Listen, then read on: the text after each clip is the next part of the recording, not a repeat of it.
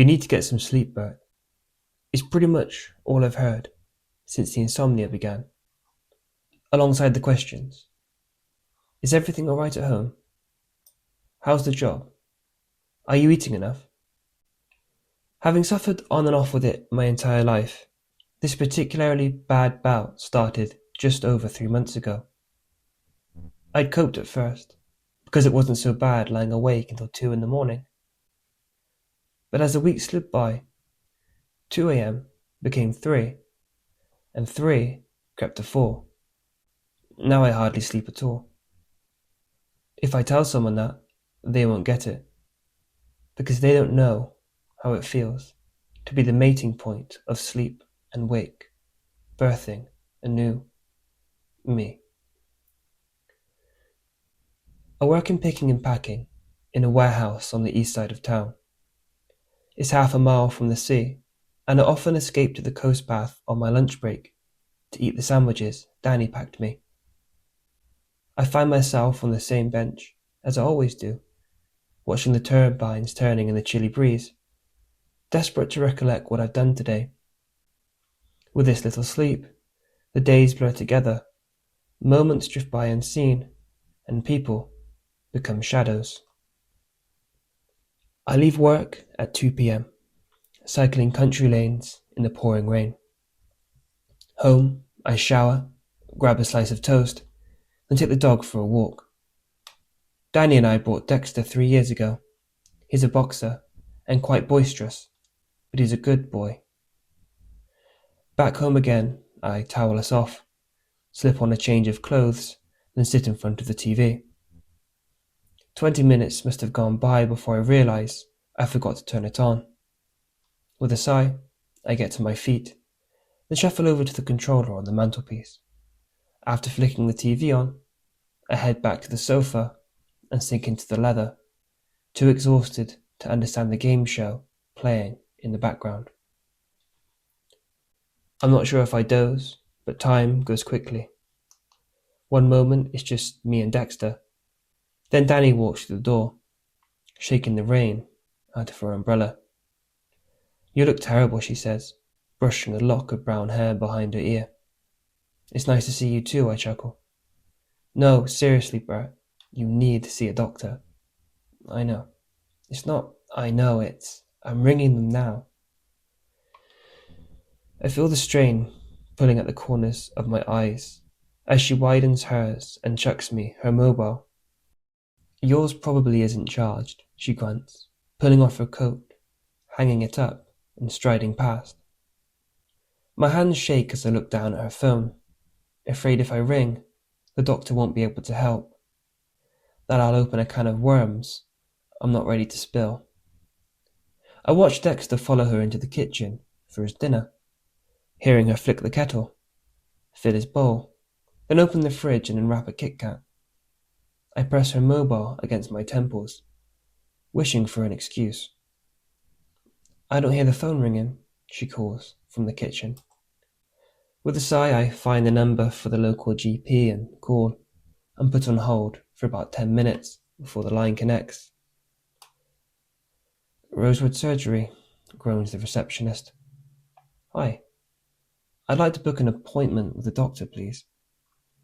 Right, she says, like she's never been asked it before. If there's one available, I add. Name? Bert Anderson. Okay, she says, typing.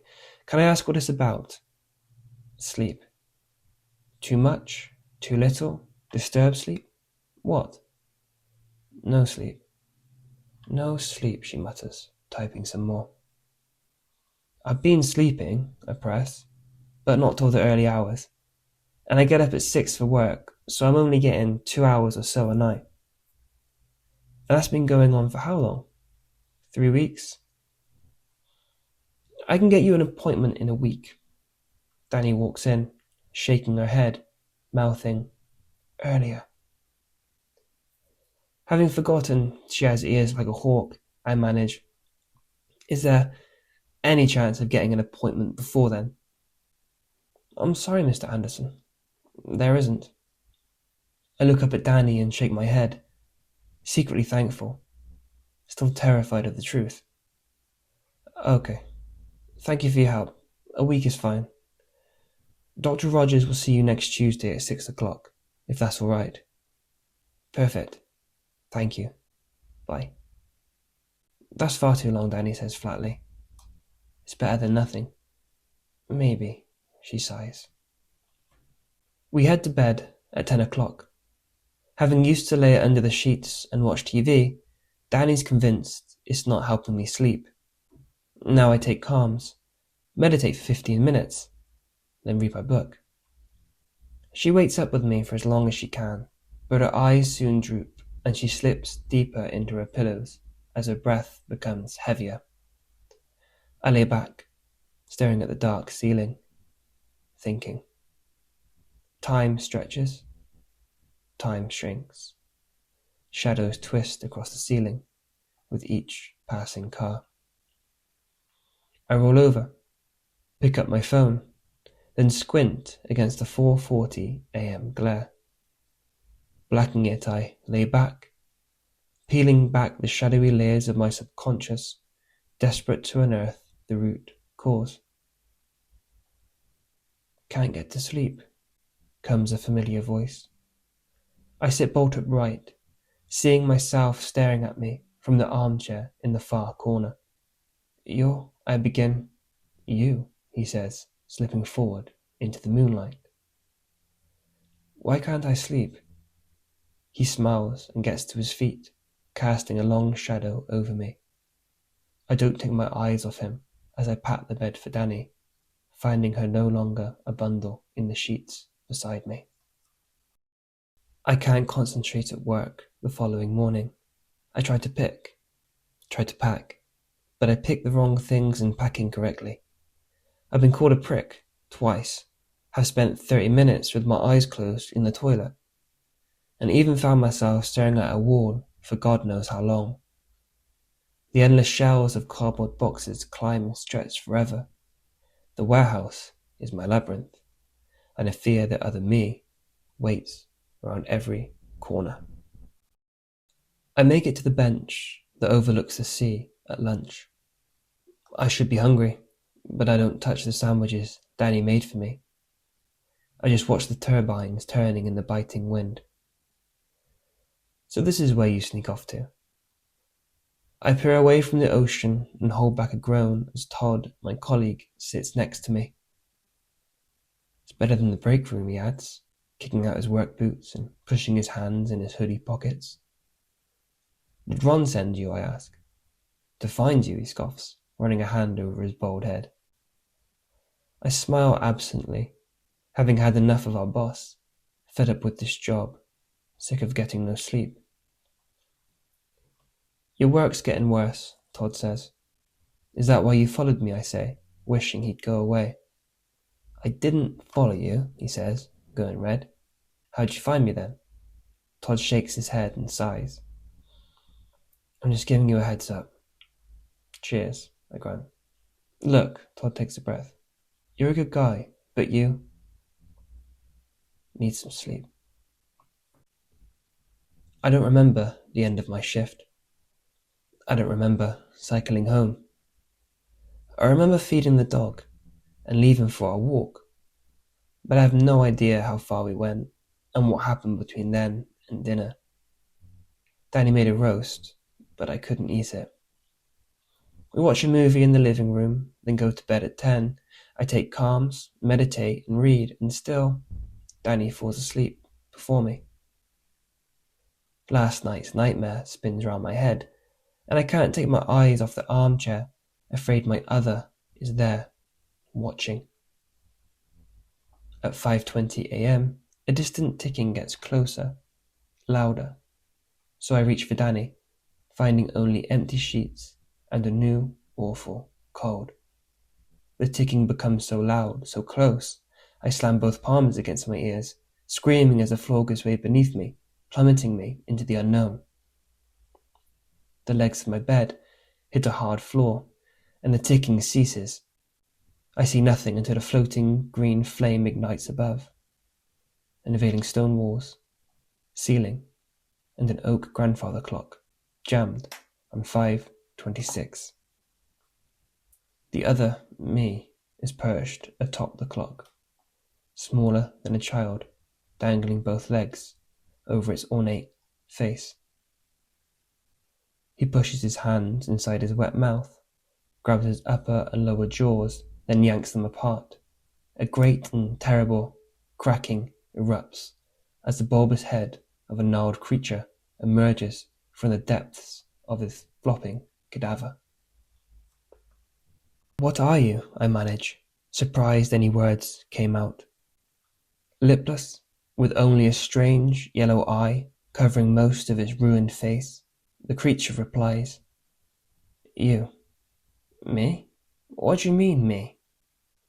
It ignores the question, curls the claws of its long toes around the edge of the grandfather clock, and leaps onto my bed. It straightens up, rubs the sharp horn atop its ghastly head, and pads closer. How long has it been since we escaped time, since we were graced the pleasure of that brief forever moment that humans coined sleep? So long ago, I hear myself confess, breathing in the greenish mist that fills the chamber. "Come," the creature says softly, as my head bobs to the gentle rhythm it taps against my temples. The others are waiting. I peer up, transfixed by its big yellow eye. Without chance to defend myself, it punctures my right eye with its claw. I scream, whack it off me, watching my eyeball roll across the floor.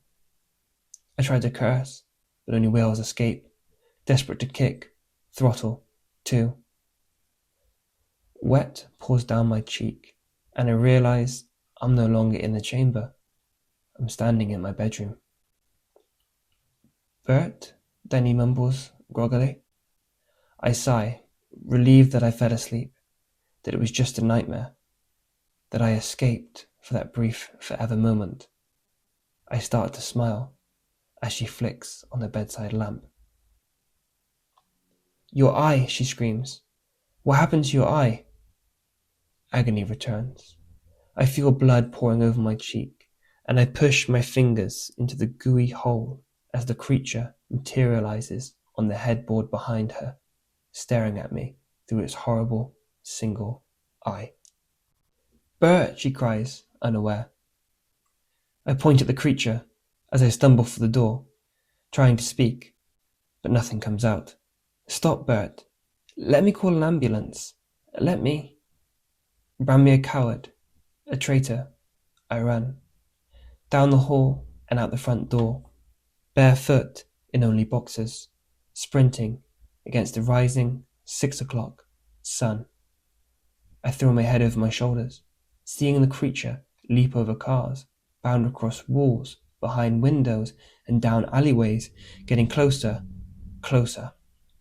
I hurtle down the middle of the road, with white lines flashing beneath my feet, not stopping until my tank's empty, until the creature's gone and the world makes sense again.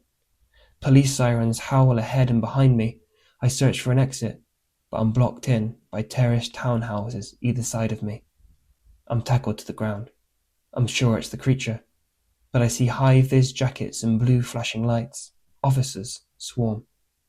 I wrestle until my body gives out. They lift me to my feet. Unable to answer their questions, an ambulance arrives. Paramedics bind me to a stretcher and roll me inside. It's only as the doors slam behind me and one of the paramedics that I realize I've been screaming since my eye was torn out. "Everything will be all right," she tells me, without looking up. Somehow I stop screaming. My throat is hoarse, and the hole where my eye should be throbs. "All of your pain will be gone," she says, as an hourglass materializes in her palm. On the other side of time. The engine rumbles. She looks up, revealing the horrid yellow eye in the center of her face. Then, as the ambulance lurches forwards, she sets the hourglass on the table. Beads of sand slip from one globe to the other as a red stain forms on her breast pocket. She pushes her fingers inside and pulls out my bloody eyeball. Piercing the back of it with a dirty claw, she positions the punctured iris away from us and beams a tesseract over the double doors. I study the curious shape, desperate to know what it means, to understand why she's there doing this. She keeps the eye outstretched as she turns to me, lifting the claw of her free hand and tearing my other eye out. My screams last a lifetime and more. I have a vision of Saturn, its dazzling rings, and the almighty hectagon storm at its north pole. Darkness comes until a faint ticking ignites the agonizing metamorphosis of my new, gnarled, one-eyed body. In the deepest chamber, among my brethren, we prepare for our journey to earth, with a clear image of the soul I will take, and, filled with the hunger of the beast that birthed us, we descend upon the material world, to a bedroom, the bedside of someone who can't fall asleep.